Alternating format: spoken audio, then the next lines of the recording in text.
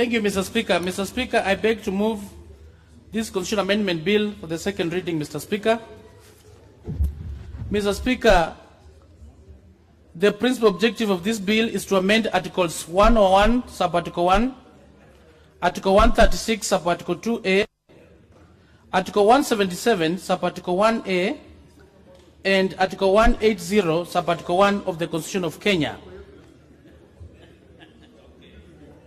Mr. Speaker, by changing the existing date for the general election for the members of Parliament, the President, Deputy President, Member of the County Assembly, and the county governors and deputy governors from the second Tuesday of August in every fifth year of the third Monday in December in every fifth year, Mr. Speaker.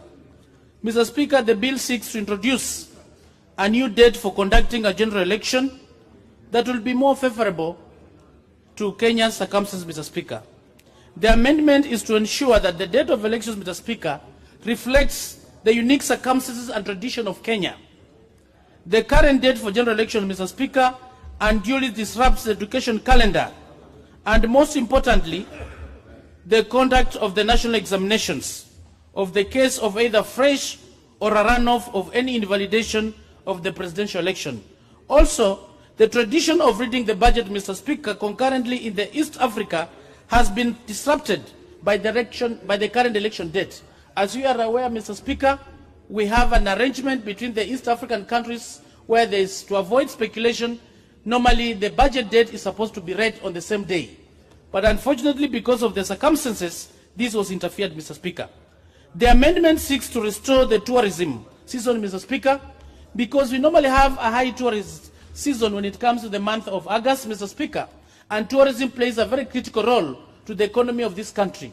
And tourists normally, Mr. Speaker, they fear because of maybe elections during the violence, during the electioneering time, they don't come, Mr. Speaker. Mr. Speaker, this bill is not coming for the first time. Mr. Speaker, this bill came the very first time under the late Mutula Kilonzo, and this was introduced in this House in 2011. By then, he was the Member of Parliament from Boni, and may the Lord rest his soul in peace, Mr. Speaker. And subsequently, Mr. Speaker, in 2015, the same bill was introduced in this House by Honorable David Ocheng, the then MP for Ugenya, Mr. Speaker.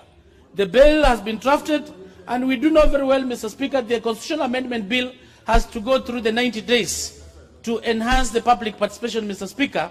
And I want to thank the Committee on Justice and Legal Affairs Committee, Mr. Speaker, which went around the country, and they did a very good report as far as the change of election date is concerned, Mr. Speaker. It's a straightforward bill, Mr. Speaker, and I beg to move and request Honorable Anthony Kiai, the indomitable Member of Parliament for Mukurweini, Mr. Speaker, to second.